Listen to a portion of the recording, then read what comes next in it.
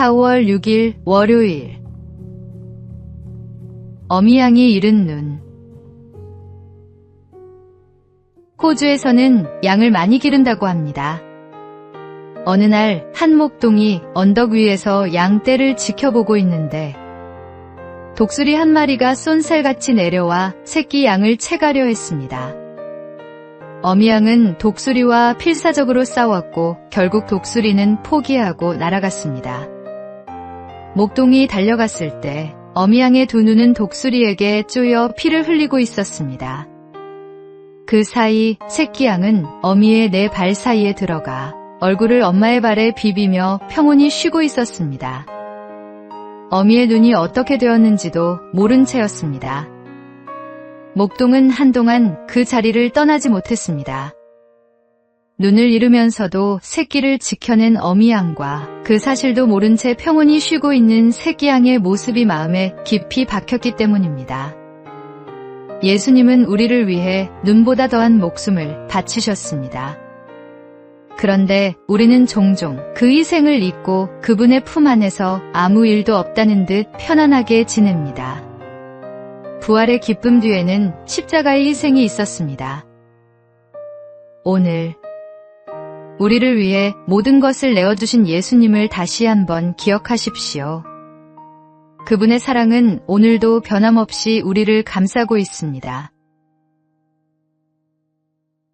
오늘의 말씀. 우리가 아직 죄인 되었을 때 그리스도께서 우리를 위하여 죽으심으로 하나님께서 우리에 대한 자기의 사랑을 확증하셨느니라. 오늘의 만나. 우리가 누리는 평안 뒤에는 주님의 희생이 있습니다.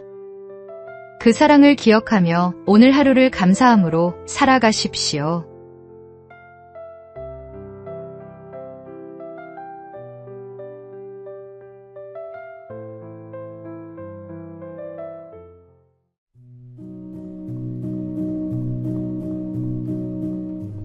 (4월 7일) 화요일. 집을 짓는 사람. 어느 마을에 집을 짓는 일꾼이 세 사람 있었습니다. 지나가던 나그네가 물었습니다. 무슨 일을 하고 계십니까? 첫 번째 일꾼이 대답했습니다. 보면 모르나요? 벽돌을 쌓고 있잖아요. 피곤한 얼굴로 투덜거리듯 말했습니다. 같은 질문을 두 번째 일꾼에게 하자 이렇게 답했습니다. 집을 짓고 있습니다. 내 가족이 먹고 살려면 돈을 벌어야 하니까요. 생계를 위해 일하는 사람의 표정이었습니다. 세 번째 일꾼에게 같은 질문을 했을 때 그는 환한 미소를 지으며 말했습니다. 저는 하나님의 집을 짓고 있습니다.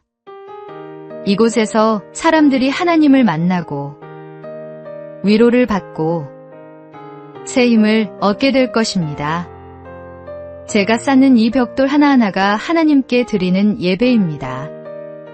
똑같은 일을 하지만 세 사람의 마음은 완전히 달랐습니다.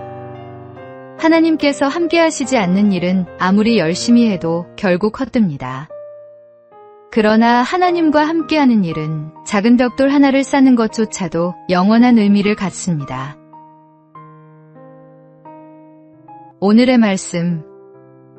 여호와께서 집을 세우지 아니하시면 세우는 자의 수고가 헛되며 여호와께서 성을 지키지 아니하시면 파수꾼의 깨어있음이 헛되도다. 오늘의 만나.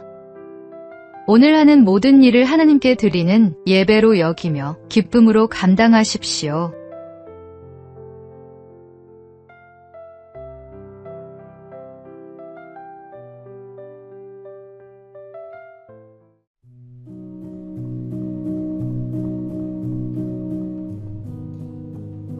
(4월 8일) 수요일.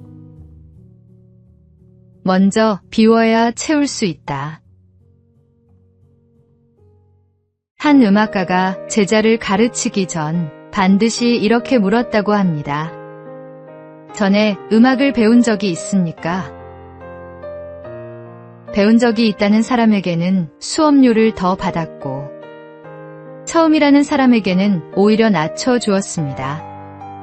사람들은 그 이유를 이해하지 못했습니다. 음악가는 이렇게 설명했습니다.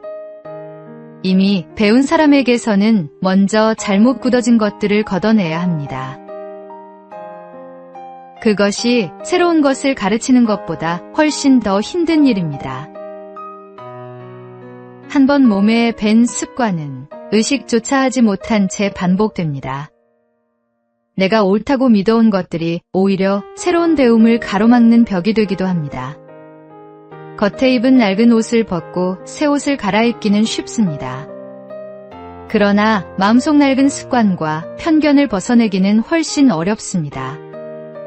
하나님의 음성을 듣기 위해서는 먼저 마음을 비워야 합니다.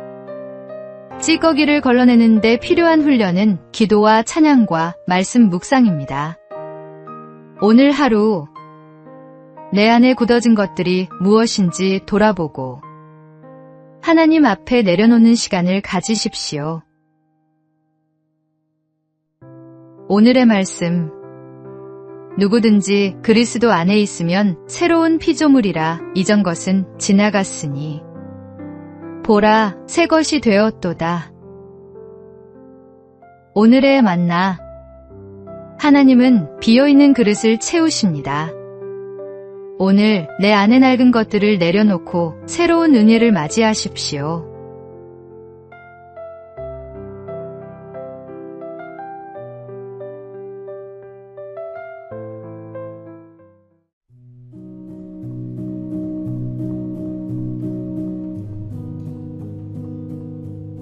(4월 9일) 목요일.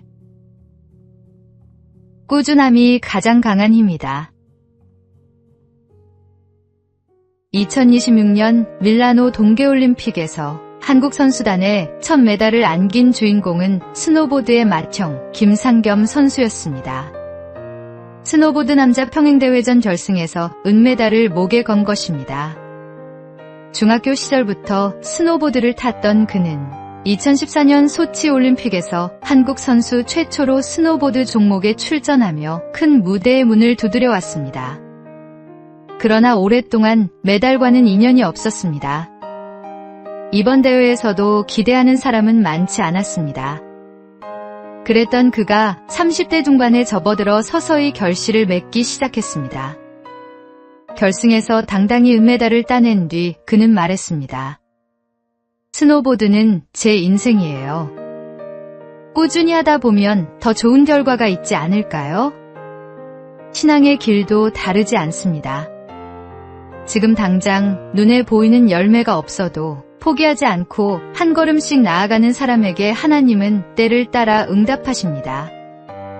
오래 기다리고 지칠 때가 있습니다. 그러나 포기하지 않는 한 걸음이 쌓여 결국 결승선에 닿습니다. 오늘의 말씀. 운동장에서 다름질하는 자들이 다 달릴지라도 오직 상을 받는 사람은 한 사람인 줄을 너희가 알지 못하느냐. 너희도 상을 받도록 이와 같이 다름질하라. 오늘의 만나. 지금 보이지 않는 결실 앞에 낙심하지 마십시오.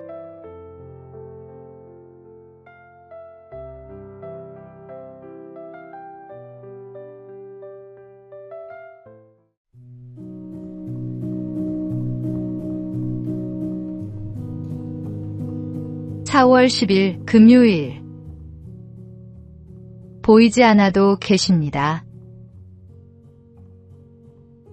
어떤 사람이 신앙인을 찾아와 말했습니다.